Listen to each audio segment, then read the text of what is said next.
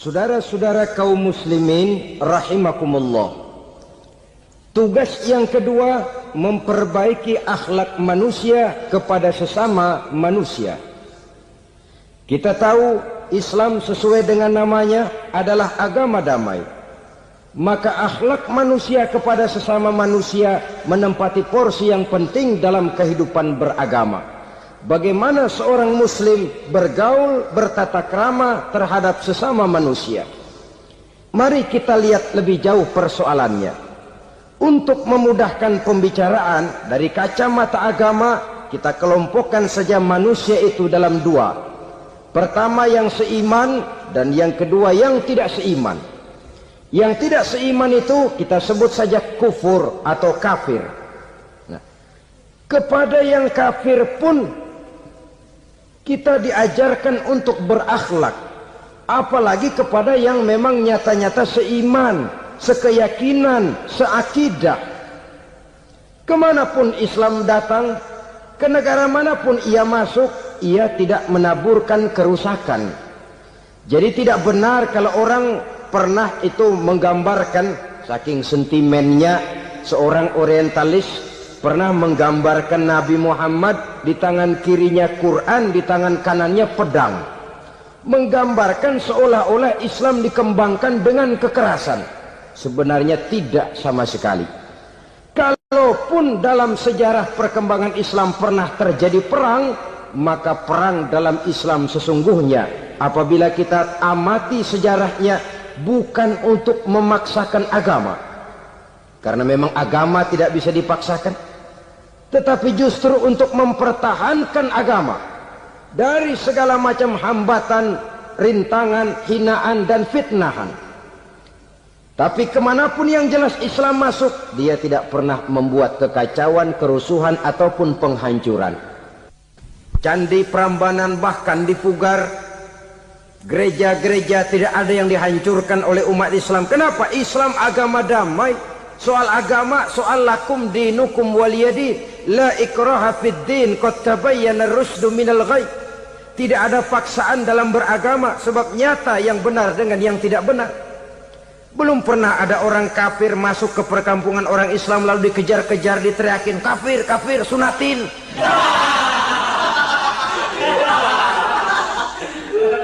Belum pernah. Kenapa? Islam menghormati orang lain agama. Nah, yang kafir ini macam-macam, saudara. Ada kafir harbi. Nah, ini kafir kerok. Ini kafir yang nyata-nyata memproklamirkan permusuhan kepada umat Islam. Nyata-nyata mengganggu ketenangan umat Islam. Kafir yang seperti ini yang boleh diperangi. Misalnya kita mau sembahyang Jumat dijagain, nggak boleh sembahyang Jumat, getok palanya. Kafir harbi artinya tantangan perang datang dari mereka, bukan kita yang mulai, mereka yang buka front. Prinsipnya umat Islam tidak boleh mencari-cari musuh, tapi pun tidak boleh lari kalau ketemu musuh. Musuh jangan dicari, ketemu jangan lari. Karena itu kesan seolah-olah umat Islam ini teroris, umat Islam ini destroyer, umat Islam ini sering menimbulkan keonaran, kerusakan. Sungguh satu fitnahan yang sangat keji. Umat Islam adalah umat yang cinta damai. Islam di masa perkembangannya masuki Eropa melalui Selat Gibraltar, Jabal Tariq, memasuki Spanyol. Islam tidak pernah meruntuhkan gereja. Islam tidak pernah membunuh orang-orang Nasrani. Bahkan Islam mewariskan peradaban dan kebudayaan yang begitu tinggi nilainya di bidang ilmu pengetahuan. Sampai ketika itu Barat banyak mengkaji ilmu pengetahuan dari dunia Islam. Buku-buku berbahasa Arab diterjemahkan ke bahasa Yunani, dipelajari oleh para cendekiawan di negeri Barat sana. Mereka mengambil manfaat yang banyak dari masuknya Islam ke Eropa. Sementara gereja tetap berdiri dengan megahnya. Kuil-kuil tempat peribadatan tidak satupun yang diusik-usik. Kenapa? Islam agama yang cinta damai. Asal dia tidak diganggu, asal kehormatannya tidak dihinakan, Jadi kafir harbi, kafir yang nyata-nyata nantang perang, ngajak berkelahi. Itu kafir yang nyari penyakit. Kafir harbi ini boleh diperangi dengan catatan mereka yang memang mulai. Yang kedua, kafir zimmi. Kafir zimmi, kafir yang hidup di tengah mayoritas muslim, tapi mereka mau hidup dengan aman, damai, tenang. Mereka wajib dilindungi.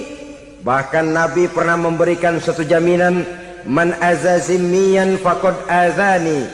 Siapa yang mengganggu orang kafir zimmi sama saja dengan mengganggu saya. Kehormatannya dijaga, harta bendanya dilindungi, anak istrinya pun dilindungi. Dan ini jadi kenyataan.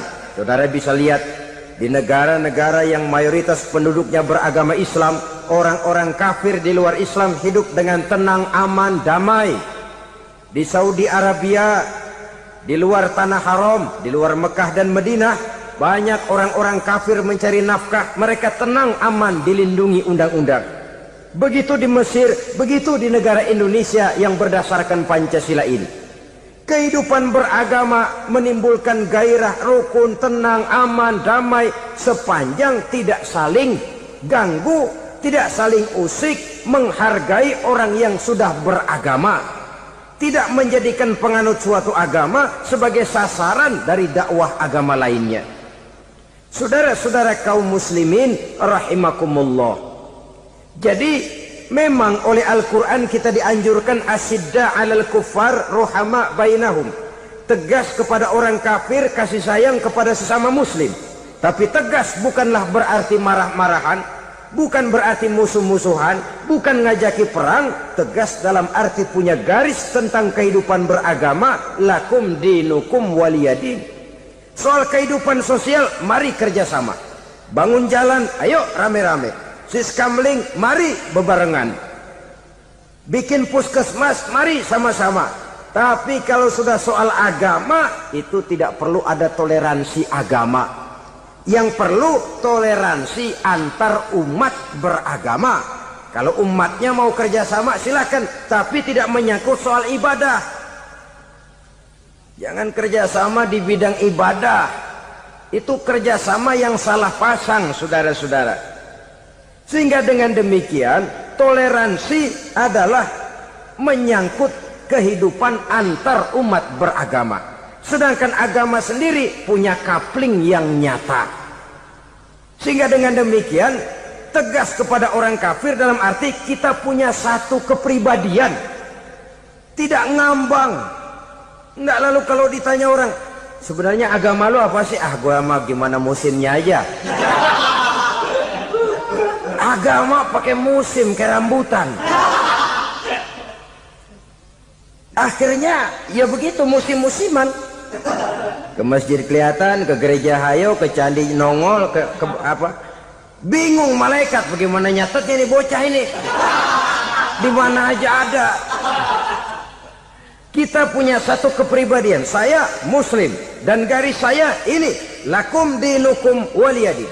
Bagi Tuhan persilakan agama Tuhan, bagi kami agama kami. Kami hormati Tuhan, Tuhan hormat kepada kami. Tapi soal agama, kaplingnya jelas. Kerjasama, mari urusan muamalah, bidang sosial. Yuk kita siskamling sama-sama dengan orang lain agama. Mari jaga kerukunan, kesatuan, persatuan, kekompakan. Perbaiki jalan yang rusak, mari sama-sama. Mendandani jembatan yang runtuh, mari sama-sama. Tapi sembahyang, kaplingnya lain-lain.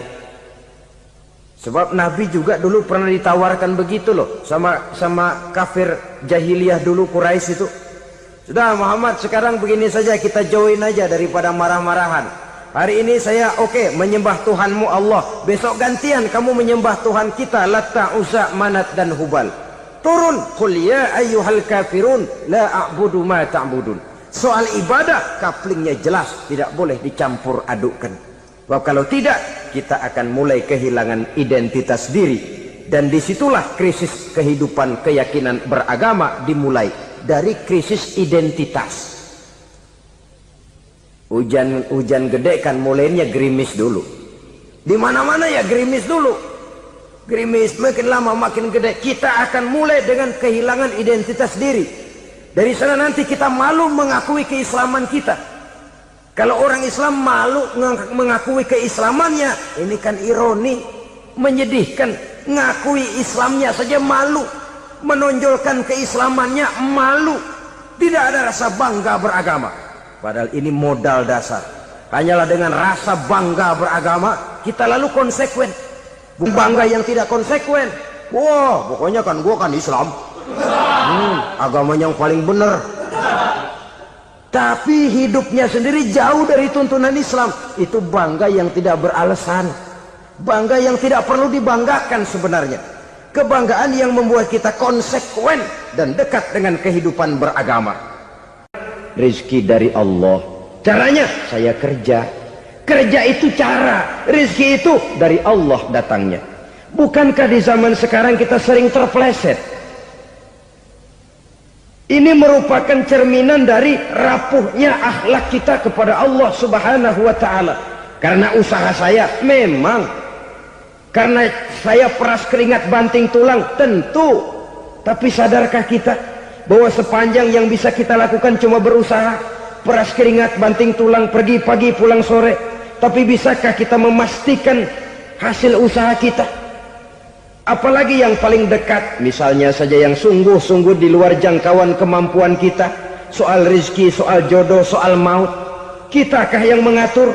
Kitakah yang menentukan? Subhanallah, manusia sungguh tidak berdaya menghadapi 3 hal paling pokok ini. Rezeki, kita cuma bekerja. Kitakah yang menentukan? Tidak.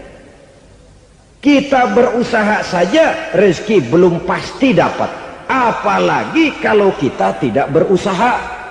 Jangan terjebak dalam fatalisme, belum perang udah nyerah. Emang dasar rezeki datangnya dari Tuhan, nggak usah kerja, dan ntar juga kalau dia datang. Dari mana datangnya? Kerja saja belum tentu dapat rezeki, apalagi kalau tidak kerja. Yang jelas usaha perlu kepastian, itu urusan Allah. Ini akhlak kepada Allah Subhanahu wa ta'ala. Jodoh juga begitu, kita berusaha, kita berupaya, Allah menghendaki lain jadinya. Maut juga begitu. Siapa sih yang pengen ngadepi maut? Siapa sih yang pengen mati? Siapa sih yang pengen ketemu malaikat Israel? Tidak seorang pun kalau ditanya, kecuali mereka yang putus asa ya. Kalau otaknya masih normal, mau mati mesti belakangan dulu udah dikit. Tapi yang satu itu saudara, kalau dia sudah datang, tenaga mana yang bisa menolak? Kalau dia sudah berkunjung, kekuatan mana yang bisa menghindar? Kalau dia sudah ingin bertemu, kemana kita bisa melarikan diri? Manusia sepanjang yang dia lakukan hanya berusaha, tapi kepastian, ketentuan dari Allah Subhanahu wa ta'ala. Orang yang kufur nikmat, nutupin Allah. Dia merasa rezekinya adalah mutlak peras keringatnya, seolah-olah Allah nggak punya peranan apa-apa di situ. Oh, ini kan saya bisa rumah begini karena saya kerja keras. Oh, ini mobil saya begini, saya kerja keras. Peras keringat banting tulang keras.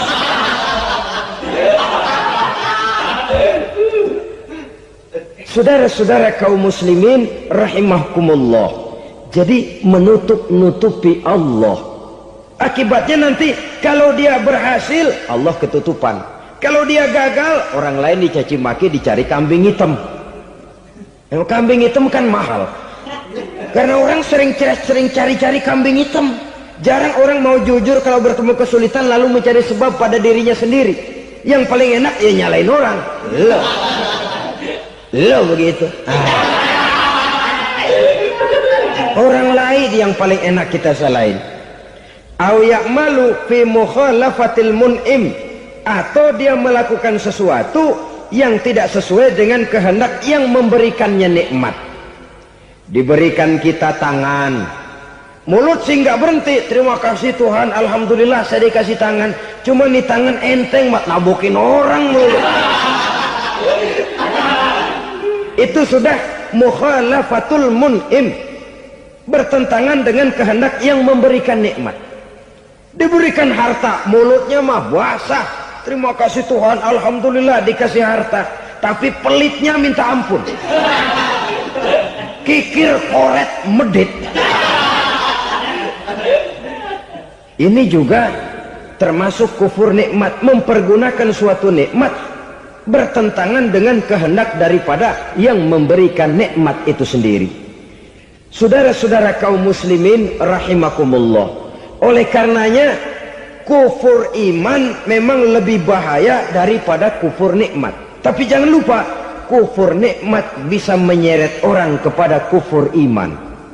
Nah, kalau Allah udah dialingin, Tuhan sudah dinomor duain, lama-lama kenapa dia tidak mendewakan dirinya sendiri, mendewakan pangkatnya, mendewa-dewakan otaknya, mendewa-dewakan kemampuannya? Pada awalnya dia memang cuma kufur nikmat, tapi lambat laun kalau ini tidak diobati, secara pasti orang akan mengarah kepada kufur iman. Bisa berbentuk syirik, bisa berbentuk nifak, bisa berbentuk riddah. Saudara-saudara, oleh karena itu menjaga akhlak kepada Allah mutlak penting. Sebab apa? Kita tidak berakhlak kepada manusia saja, kita dikucilkan dari pergaulan. Kalau kita tidak berakhlak kepada Allah, dikucilkan oleh Allah. Hadis qudsi menyatakan, man lam yashkur ala na'mai wa lam yasbir ala balai falyakhruj min tahtis samai falyatlub rabban siwaya.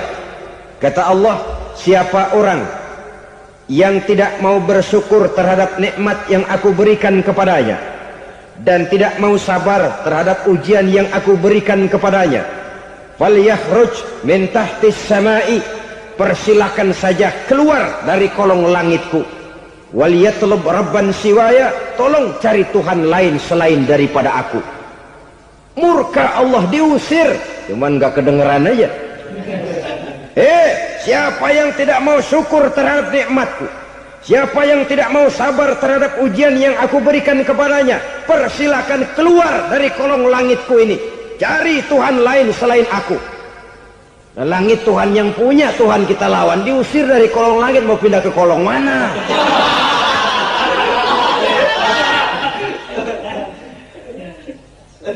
Jadi jangan merasa kufur nikmat kan enteng. Iya, kelihatannya begitu, tidak sebahaya kufur iman.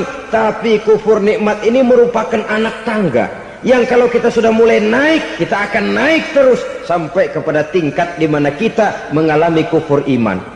Kalau sudah ke sana, maka akhlak kita kepada Allah terkenalah erosi, terkena polusi, hancur akhlak kepada Allah, dan itulah sumber kesengsaraan abadi. Kalau cuma kita tidak berakhlak kepada manusia, barangkali resikonya cuma kehidupan di dunia ini. Mungkin juga ada kehidupan akhirat. Tapi kalau sudah tidak berakhlak kepada Allah, dunia akhirat kita rugi dan celaka. Maka pada kesempatan ini saya mengajak, marilah jaga baik-baik akhlak kita kepada Allah. Satu kali kita bertauhid, sampai mati kita bertauhid. Satu kali la ilaha illallah, jangan tergelincir lagi kita keluar daripada kalimat itu. Satu kali kita bertuhankan Allah, jangan bertuhan yang lain selain daripada Allah. Jangan sekutukan Allah, jangan samakan Allah dengan sesuatu, jangan mengangkat yang lain sama agungnya dengan Allah. Sebab dengan demikian kita seolah-olah sudah mengotori akhlak kita kepada Allah subhanahu wa ta'ala. Ini berat, saudara-saudara. Ini tidak ringan. Kadang-kadang saya katakan tadi, masalah ekonomi, kadang-kadang persaingan hidup yang makin tajam, di tengah lapangan kerja yang makin sulit, di tengah orang banyak potong kompas. Kalau berpatokan kepada nilai tauhid, la ilaha illallah, tidak ada Tuhan selain Allah, maka saya tidak akan takut kecuali hanya kepada Allah. Saya tidak akan menggantungkan hidup kecuali hanya kepada Allah. Saya tidak akan minta rezeki kecuali hanya kepada Allah. Kadang-kadang situasi yang nekat membuat kita kehilangan keseimbangan, kehilangan pertimbangan, picik pandangan. Akibatnya kita merusak akhlak kepada Allah subhanahu wa ta'ala. Ironinya kan orang sekarang kalau ditanya, lu nyolong ya? Iya. Kok berani? Emang. Lu nggak tahu Tuhan lihat? Tahu. Kok nyolong juga, biarin. Kalau Tuhan mah lihat jangan kagak ribut. Enggak ribut katanya. Kalau orang lihat 2 orang saja tahu, geger kelurahan. Ini kan sudah mendustai dirinya sendiri, sudah merusak akhlaknya kepada Allah Subhanahu wa taala. Tuhan enggak ribut katanya. Saudara hadirin yang saya hormati, jadi oleh karenanya akhlak kita kepada Allah merupakan basis daripada kehidupan beragama. Kalau itu sudah mulai rapuh, mulai terkena erosi dan polusi, mulai rusak, dikhawatirkan nanti nilai ibadah kita kepada Allah juga akan turut ambruk karenanya. Saudara-saudara kaum muslimin rahimakumullah, tugas yang kedua memperbaiki akhlak manusia kepada sesama manusia. Kita tahu Islam sesuai dengan namanya adalah agama damai. Maka akhlak manusia kepada sesama manusia menempati porsi yang penting dalam kehidupan beragama.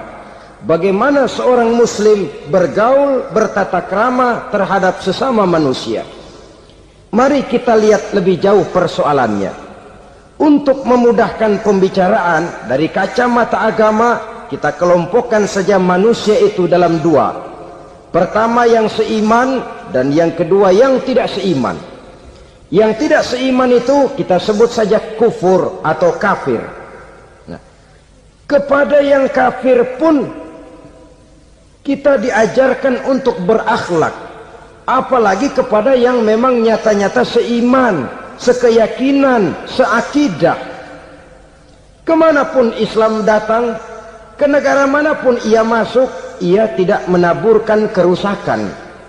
Jadi tidak benar kalau orang pernah itu menggambarkan, saking sentimennya seorang orientalis pernah menggambarkan Nabi Muhammad di tangan kirinya Quran, di tangan kanannya pedang, menggambarkan seolah-olah Islam dikembangkan dengan kekerasan. Sebenarnya tidak sama sekali. Kalaupun dalam sejarah perkembangan Islam pernah terjadi perang, maka perang dalam Islam sesungguhnya apabila kita amati sejarahnya bukan untuk memaksakan agama, karena memang agama tidak bisa dipaksakan, tetapi justru untuk mempertahankan agama dari segala macam hambatan, rintangan, hinaan dan fitnahan. Tapi kemanapun yang jelas Islam masuk, dia tidak pernah membuat kekacauan, kerusuhan ataupun penghancuran. Candi Prambanan bahkan dipugar, gereja-gereja tidak ada yang dihancurkan oleh umat Islam. Kenapa? Islam agama damai. Soal agama, soal lakum dinukum waliyadin, la ikraha fid din, qad tabayyana ar-rusdu minal ghayy. Tidak ada paksaan dalam beragama, sebab nyata yang benar dengan yang tidak benar. Belum pernah ada orang kafir masuk ke perkampungan orang Islam lalu dikejar-kejar, diteriakin kafir, kafir, sunatin.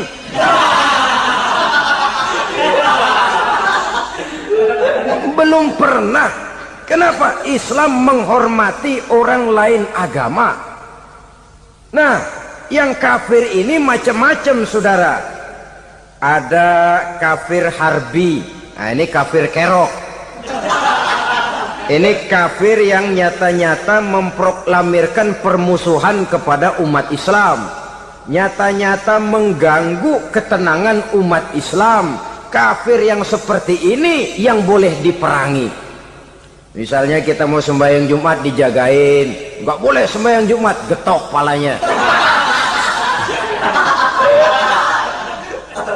Kafir harbi artinya tantangan perang datang dari mereka, bukan kita yang mulai, mereka yang buka front.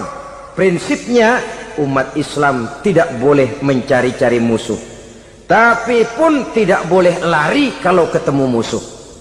Musuh jangan dicari, ketemu jangan lari. Karena itu kesan seolah-olah umat Islam ini teroris, umat Islam ini destroyer, umat Islam ini sering menimbulkan keonaran, kerusakan. Sungguh satu fitnahan yang sangat keji. Umat Islam adalah umat yang cinta damai. Islam di masa perkembangannya masuki Eropa melalui Selat Gibraltar, Jabal Tariq, memasuki Spanyol, Islam tidak pernah meruntuhkan gereja, Islam tidak pernah membunuh orang-orang Nasrani, bahkan Islam mewariskan peradaban dan kebudayaan yang begitu tinggi nilainya di bidang ilmu pengetahuan. Sampai ketika itu Barat banyak mengkaji ilmu pengetahuan dari dunia Islam. Buku-buku berbahasa Arab diterjemahkan ke bahasa Yunani, dipelajari oleh para cendekiawan di negeri Barat sana. Mereka mengambil manfaat yang banyak dari masuknya Islam ke Eropa. Sementara gereja tetap berdiri dengan megahnya. Kuil-kuil tempat peribadatan tidak satupun yang diusik-usik. Kenapa? Islam agama yang cinta damai. Asal dia tidak diganggu, asal kehormatannya tidak dihinakan. Jadi kafir harbi, kafir yang nyata-nyata nantang perang, ngajak berkelahi. Itu kafir yang nyari penyakit. Kafir harbi ini boleh diperangi dengan catatan mereka yang memang mulai. Yang kedua, kafir zimmi. Kafir zimmi, kafir yang hidup di tengah mayoritas muslim, tapi mereka mau hidup dengan aman, damai, tenang. Mereka wajib dilindungi. Bahkan Nabi pernah memberikan satu jaminan, man azazimiyan faqad azani. Siapa yang mengganggu orang kafir zimmi sama saja dengan mengganggu saya. Kehormatannya dijaga, harta bendanya dilindungi, anak istrinya pun dilindungi. Dan ini jadi kenyataan. Saudara bisa lihat di negara-negara yang mayoritas penduduknya beragama Islam, orang-orang kafir di luar Islam hidup dengan tenang, aman, damai. Di Saudi Arabia, di luar tanah haram, di luar Mekah dan Madinah, banyak orang-orang kafir mencari nafkah. Mereka tenang, aman, dilindungi undang-undang. Begitu di Mesir, begitu di negara Indonesia yang berdasarkan Pancasila ini. Kehidupan beragama menimbulkan gairah, rukun, tenang, aman, damai, sepanjang tidak saling ganggu, tidak saling usik, menghargai orang yang sudah beragama, tidak menjadikan penganut suatu agama sebagai sasaran dari dakwah agama lainnya. Saudara-saudara kaum muslimin rahimakumullah. Jadi memang oleh Al-Quran kita dianjurkan asyidda 'alal kuffar ruhama bainahum. Tegas kepada orang kafir, kasih sayang kepada sesama muslim. Tapi tegas bukanlah berarti marah-marahan, bukan berarti musuh-musuhan, bukan ngajaki perang. Tegas dalam arti punya garis tentang kehidupan beragama, lakum dinukum waliyadin. Soal kehidupan sosial, mari kerjasama. Bangun jalan, ayo rame-rame. Siskamling, mari bebarengan. Bikin puskesmas, mari sama-sama. Tapi kalau sudah soal agama, itu tidak perlu ada toleransi agama. Yang perlu toleransi antar umat beragama. Kalau umatnya mau kerjasama silakan, tapi tidak menyangkut soal ibadah. Jangan kerjasama di bidang ibadah. Itu kerjasama yang salah pasang, saudara-saudara. Sehingga dengan demikian toleransi adalah menyangkut kehidupan antar umat beragama. Sedangkan agama sendiri punya kapling yang nyata. Sehingga dengan demikian tegas kepada orang kafir dalam arti kita punya satu kepribadian. Tidak ngambang. Enggak, lalu kalau ditanya orang, sebenarnya agama lu apa sih? Gua mah gimana musimnya aja. Agama pakai musim kayak rambutan. Akhirnya ya begitu, musim-musiman. Ke masjid kelihatan, ke gereja hayo, ke candi nongol, ke apa? Bingung malaikat bagaimana nyatetnya nih bocah ini. Di mana aja ada. Kita punya satu kepribadian. Saya muslim dan garis saya ini, lakum dinukum waliyadin. Bagi Tuhan persilakan agama Tuhan, bagi kami agama kami. Kami hormati Tuhan, Tuhan hormat kepada kami. Tapi soal agama, kaplingnya jelas. Kerjasama, mari urusan muamalah, bidang sosial. Yuk kita siskamling sama-sama dengan orang lain agama. Mari jaga kerukunan, kesatuan, persatuan, kekompakan. Perbaiki jalan yang rusak, mari sama-sama. Mendandani jembatan yang runtuh, mari sama-sama. Tapi sembahyang, kaplingnya lain-lain. Sebab Nabi juga dulu pernah ditawarkan begitu loh sama kafir jahiliyah dulu, Quraisy itu. Sudah Muhammad, sekarang begini saja, kita join aja daripada marah-marahan. Hari ini saya menyembah Tuhanmu Allah, besok gantian kamu menyembah Tuhan kita Latta, Uzza, Manat dan Hubal. Turun, qul ya ayyuhal kafirun la a'budu ma ta'budun. Soal ibadah kaplingnya jelas, tidak boleh dicampur adukkan. Sebab kalau tidak, kita akan mulai kehilangan identitas diri. Dan disitulah krisis kehidupan keyakinan beragama dimulai. Dari krisis identitas. Hujan gede kan mulainya gerimis dulu. Di mana-mana ya gerimis dulu. Gerimis makin lama makin gede. Kita akan mulai dengan kehilangan identitas diri. Dari sana nanti kita malu mengakui keislaman kita. Kalau orang Islam malu mengakui keislamannya, ini kan ironi, menyedihkan. Ngakui Islamnya saja malu, menonjolkan keislamannya malu, tidak ada rasa bangga beragama. Padahal ini modal dasar. Hanyalah dengan rasa bangga beragama kita lalu konsekuen. Bukan bangga yang tidak konsekuen. Wah, pokoknya kan gua kan Islam, agamanya yang paling benar. Tapi hidupnya sendiri jauh dari tuntunan Islam. Itu bangga yang tidak beralasan, bangga yang tidak perlu dibanggakan sebenarnya. Kebanggaan yang membuat kita konsekuen dan dekat dengan kehidupan beragama.